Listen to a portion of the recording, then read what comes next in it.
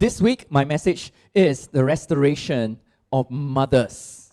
The restoration of mothers. Last week, the key verse is Malachi chapter 4, verse 5 to 6. I started with it.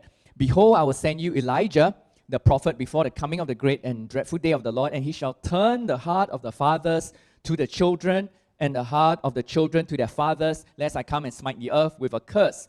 So last week, we looked at how God wants to raise up the fathers, not just to be better fathers to our children, which is important, but to be fathers to our communities, to society, and to the world. Not just to prepare our children for the world, which this is our mindset, right? We want to give our children the best so that they can be the best when they go into the world, but really also to create a better world for our children. The reason why you are going to be fathers to society is because you want to create a better society for your children. Amen. And so today, we're going to look at the role of mothers. But notice here that these verses, no mention of mothers. Do not mention God's heart for mothers. So do mothers have a role in God's purpose? You know, some people say this, that God emphasizes the males, the men, the father's manhood, because unless the men rise up, the woman will never come into their own. And some people actually believe that it's the man's role to lead and the woman's role to bear children and take care of the family. That's why God is speaking to the man. Well, in fact, when you look throughout the Old Testament, we see many examples of women who come into God's purpose beyond just childbearing in spite of the men in their lives. So I believe God has a definite role for all women and mothers beyond just having children and caring for your family, even though that is so important. See, though Malachi chapter 4 did not mention women and mothers, the Gospel of Luke actually opened with two stories about women. And we know Elizabeth and Mary, both of whom their lives defy the culture of their day, and they were even despised for it. And so today we're going to go to Luke chapter 1. We're going to stay in the book of Luke anyway. So go with me to your Bibles to Luke chapter 1 first.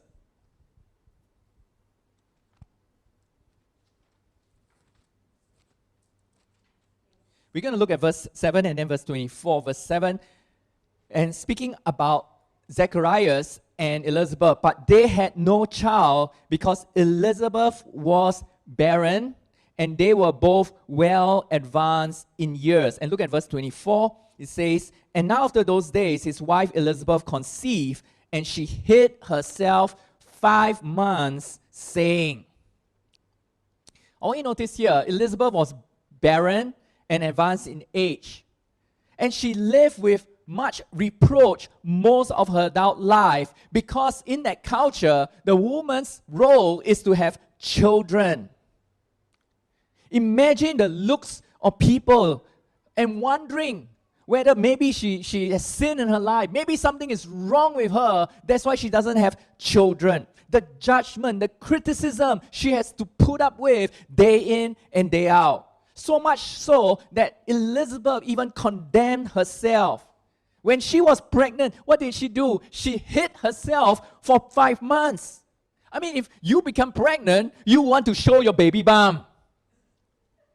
But there was something that was going on inside of her. She says, I'm so ashamed, I better go and hide myself.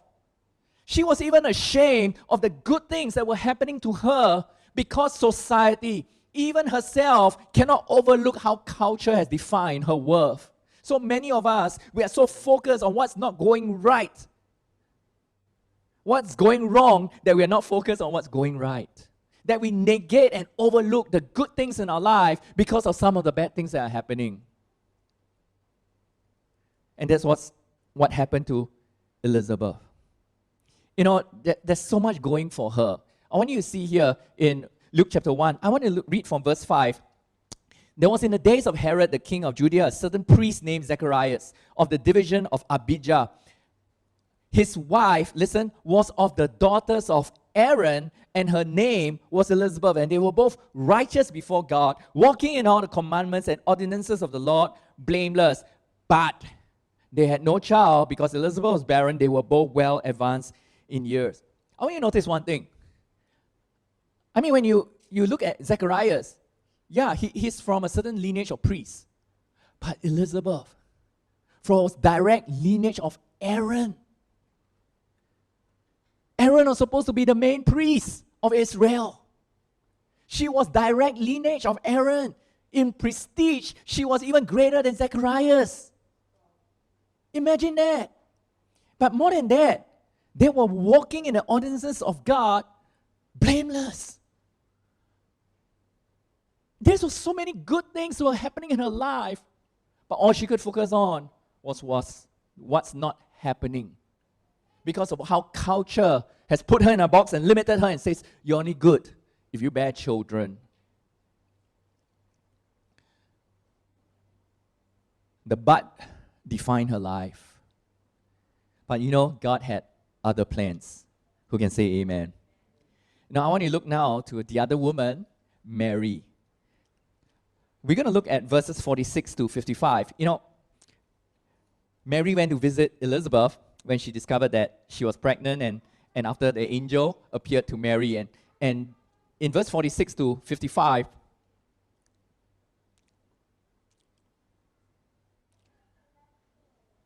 wait, before we go there, you know, Mary, the backstory was this. She was young and unmarried when she got pregnant. Today's world is like, what's up with that, right? But in her world, in her time, that was sin punishable by death. She got pregnant before she was married. Can you imagine the condemnation others may have given her? The shame that she might have felt and tried to fight against. Even Joseph, not baby Joseph, the one that promised to marry her, wanted to divorce her quietly. So much shame.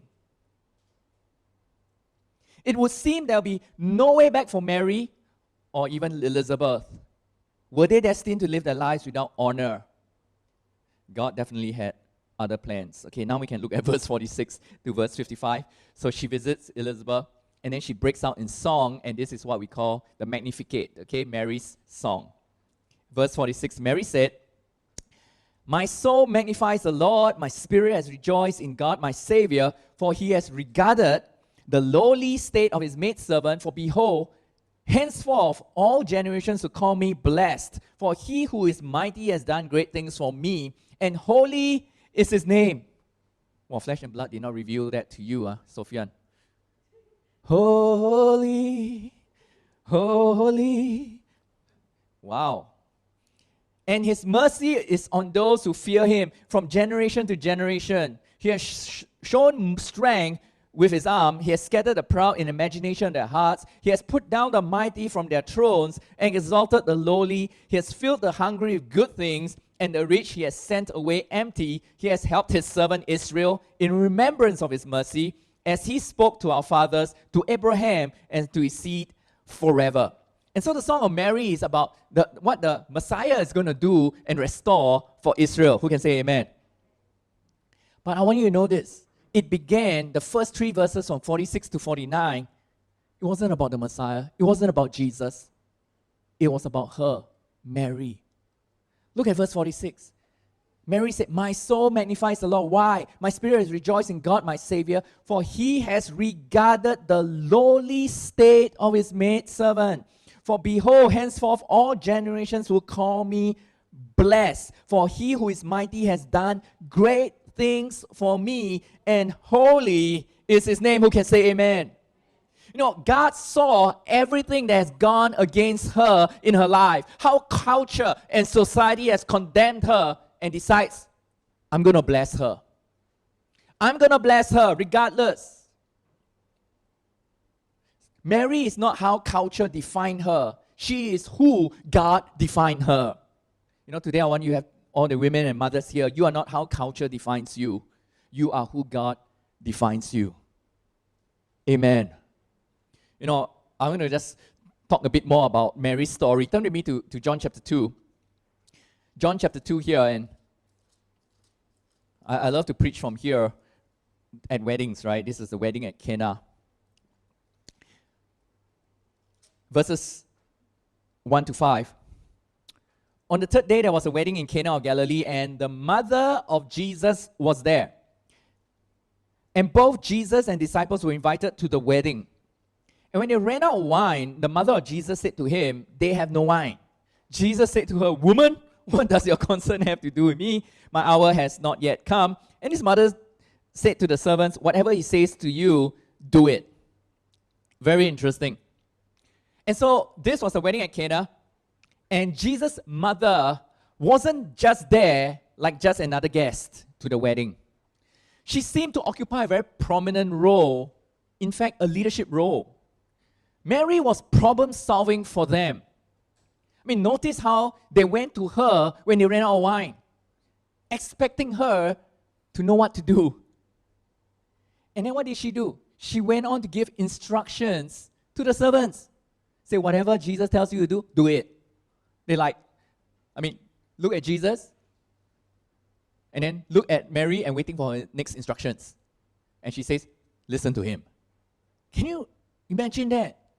In spite of her status or having had a child out of wedlock, she didn't allow it to define who she was. She continued to serve her community.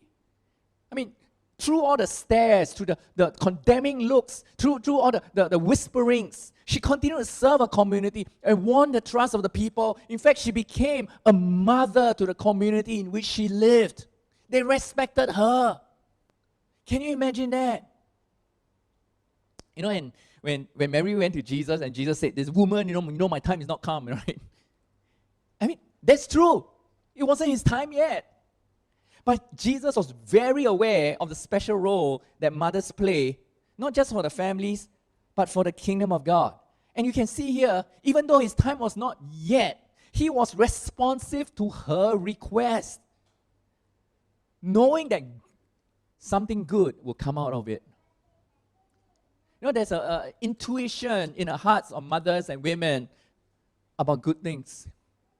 And Jesus trusted that. Well, it's not my time, but because you said it, I will do it. Amen. You know, and then throughout the whole Gospel of Luke, we see Jesus giving attention to God's purpose for women. Okay, turn with me now to Luke chapter 13 as we bring this message to a close.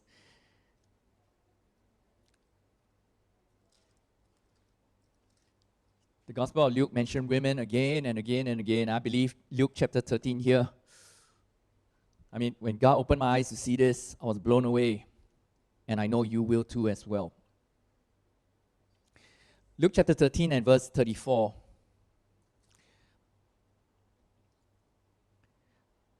"O Jerusalem, Jerusalem, the one who kills the prophets and stones those who are sent to her. How often I wanted to gather your children together as a hen gathers her brood under her wings, but you were not willing." You know, when Jesus looked over the whole of Jerusalem, his heart went out to Jerusalem because Jerusalem will be destroyed. But he uses a very specific example. You know how I feel? Jesus says, I feel like a hen, a mother hen who wants to bring all her chicks under her protection. I mean, if you need an illustration, you can go outside and look at what's happening outside with all the chickens outside. Amen. I mean,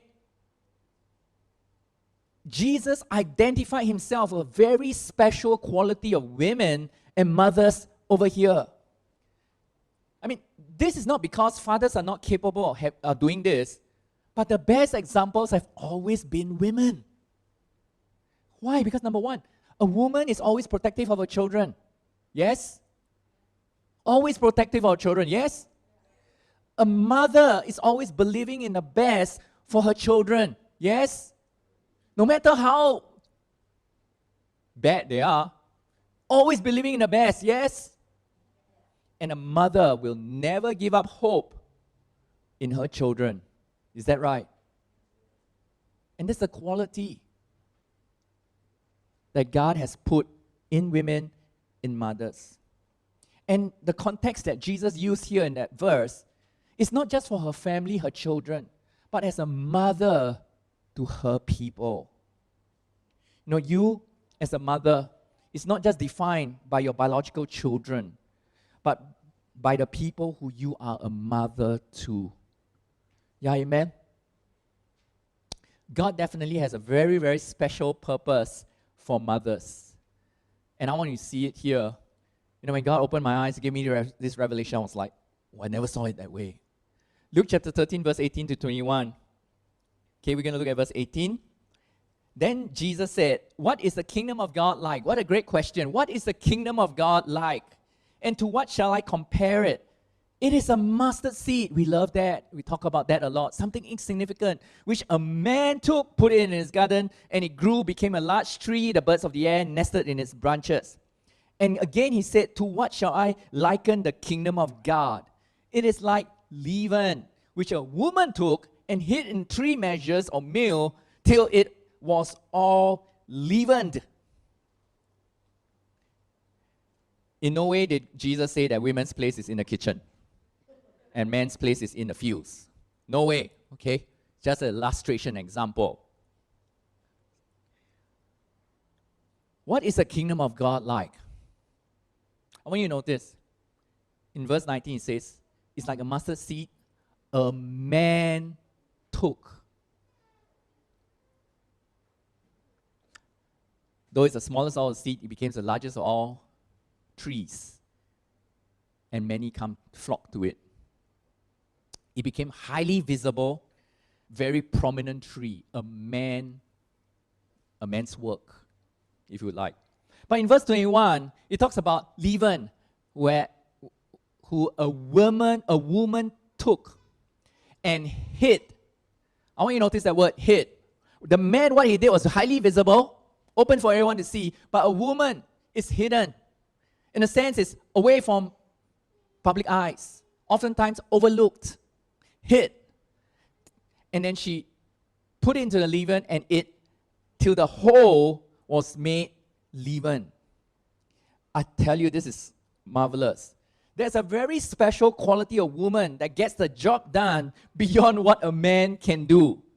I mean, if you would like to contextualize it in a modern context, I would say it like this. A man can build a mega church that attract many people to the building. But a woman can win the whole society and establish the kingdom of God in culture. And I want you to see the difference. You can have an attractional model of Christianity. You build something and people come. But that's all the impact you make. And we see how that's going today, right? But a woman has a way of working with society that permeates the whole of society and establish the kingdom of God in culture. Don't miss this. Jesus put it down here, right here, to show us that special quality, that special place that women and mothers have in the kingdom of God. You know, this is our revelation of what the kingdom of God is. It's not about building buildings and big churches. It's about going out there and letting heaven come on earth as it is in heaven. Yeah, amen? You know, today our women can be very limited by how culture sees and defines them. Perhaps you feel lesser if you do not have children. I've seen women who don't have children. I mean, married but do not have children. And they feel so low in their self-worth. Feel there's something wrong with them, and this is the voice of society. Even women who have a child, some of them feel lesser if they only have one child. And there is expectation to complete the family. I need number 2.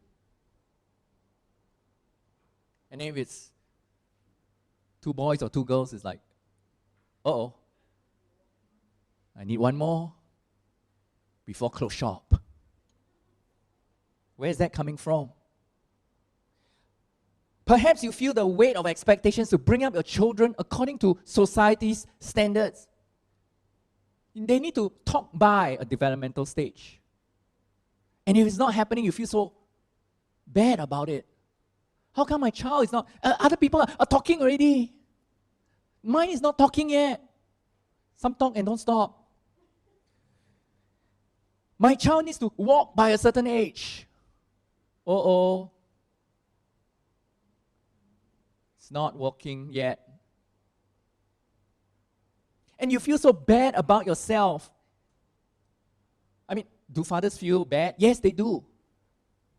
But there's a difference with the mothers. And then as they're growing up, oh, my child needs to do well in school. Oh, no, I need to send them for more tuition. Oh, they need to do well in CCAs. I need to send them for enrichment. All these fears. And somehow women also places expectations on other women. I'm hearing, like when women talk, your child got how many tuition? One tuition only? How come? You don't care about your child? Then suddenly you thought you're very chill, then you go back, you're very worried and stressed already. And if all these standards or expectations are not met, you feel like you're not a good mother. And it's like we're in some kind of competition. Perhaps you only define yourself by who you are with your family. And that's why we give a lot of attention just to our family. But you do not give yourself enough attention to who you are in the kingdom of God. And because of that, you have limited your place, your purpose, your role in the kingdom of God. And I'm not talking about serving in church. I'm talking about living God's purpose for you, calling you to be the mothers to society. Last verse for today, is that okay? Luke 13, we're still in the book of Luke 13, chapter 13, and verse 11 to 17. And this is something that really happened. I'll tell you, I'll read from verse 10. And he was teaching in one of the synagogues on the Sabbath. Behold, there was a woman who had a spirit of infirmity 18 years. She was bent over and could in no way raise herself up. And when Jesus saw her, he called her to him and said to her, Woman, you are loosed from your infirmity. And he laid his hands on her, and immediately she was made straight and glorified God. But the ruler of the synagogue answered with indignation, because Jesus had healed on the Sabbath. And he said to the crowd, There are 6 days on which men ought to work, therefore come and be healed on them, and not on the Sabbath day. The Lord then answered him and said, Hypocrite! Does not each one of you on the Sabbath loose his ox or donkey from the stall and lead it away to water it? So ought not this woman, being a daughter of Abraham, whom Satan has bound, think of it, for 18 years, be loosed from this bond on the Sabbath? And when he had said these things, all his adversaries were put to shame. All the multitude rejoiced for all the glorious things that were done by him. This woman was bowed down by the spirit of infirmity for 18 years. How long have you been bowed down by the weight of expectations that's put you in that box and limit you, that defines you, telling you that you're not good enough as a woman, as a mother? How long? Society and even religion didn't see her worth or her value. They would rather value their donkey and their ox. But when she comes to be healed, he says, no. She was a daughter of Abraham, bound by Satan.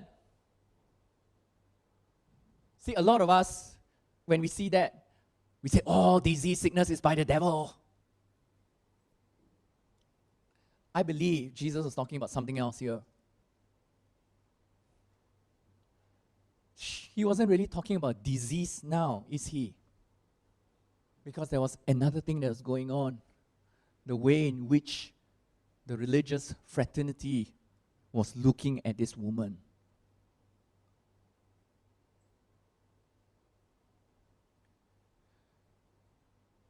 Perhaps you don't see your real worth or your real value, and you are now bound or limited by lies you have come to believe. Jesus wants to set you free. I want you to notice here, the first thing you need to do, Jesus asked her to come to himself. Women and mothers, your solution is not your husbands or the man in your life. It's Jesus. Only He can set you free. Only He can heal you.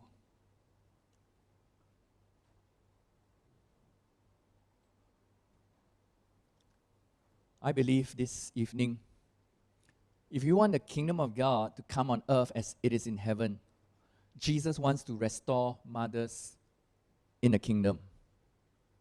Mothers to your families. And I believe that you can become better moms to your children. But we're already also talking about mothers to your community, to society, to your spaces of influence, mothers to your schools, to the workspace places that you are called to organizations. I just want to give you an example. Over the last 2 years of COVID or so, I've been working with this organization called SG Families. They are a ground-up initiative started as parent support groups in schools.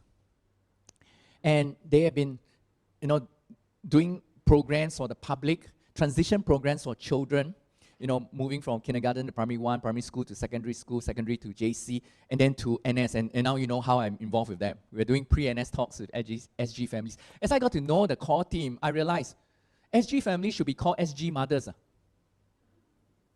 The reason is, it's all mothers. I say, where's the father?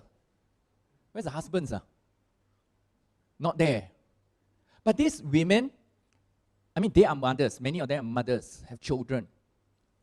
They got involved in the schools because they don't just want to mother their children, they want to prepare a society for their children. And so they took an active interest in the schools to run events, programs for the benefit of the students and to change the culture of the school. And then they got together and they started SG Families, where they're making an impact in society today, working with transitions. It's tremendous how they want to mother society as well. I believe that is what God is calling you to do. But today, I believe Jesus wants to first heal you and then lift away all the burdens of unreasonable expectations that you have allowed to be placed on yourself so that you can become straight again and you can glorify God like the women here. Yeah, amen? So I want all eyes to be closed in this place. Now, I wonder how many of us here, women, mothers, those online as well, as you are hearing this message, you have start to begin to realize that how culture, society has defined, or you have allowed culture and society to define who you are. For those of us who have yet to have children or do not have children, you feel that maybe perhaps you are a lesser worth, value, because society says so. Perhaps some of us who, in a rush to have children, we've been pushed ahead of ourselves. But here you are, and now you tell yourself that I need to complete my family. You feel that pressure. Or perhaps you're past that stage, but now you feel the pressure that your children need to be the model children in society. They need to hit all the benchmarks, the developmental stages. They need to do well in the school. They need to do well in CCA.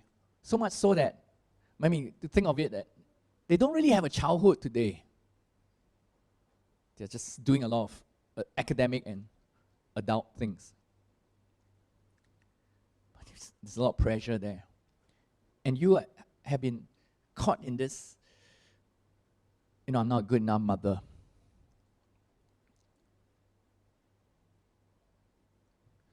And you've just been stuck, just trying to do work with your family. Today, Jesus wants you to know that He has a purpose for you, that He loves you, loves your family, and He'll be taking care of your family. That everything is going to be okay. Today He says you are more valued. Your worth is not defined by how society, culture defines you. It's defined by how I see you and what is the purpose I'm putting in your life. I'm not calling you just to be a mother of biological children, which you will be and you'll be blessed. But I'm calling you to be a mother of the kingdom of heaven, to bring heaven on earth wherever you go. Because you are that woman who took that leaven and hid it, and the whole piece became leaven. And all of society had your fingertips, your touch. The kingdom of heaven comes on earth as it is in heaven. But today, Jesus is calling you to firstly come to Him and let Him heal you from that condemnation, from the unworthiness that you feel, the shame, and says, you're bigger than that. You're bigger than that. You're worth so much more than what you think you are. Let Him touch you and straighten you.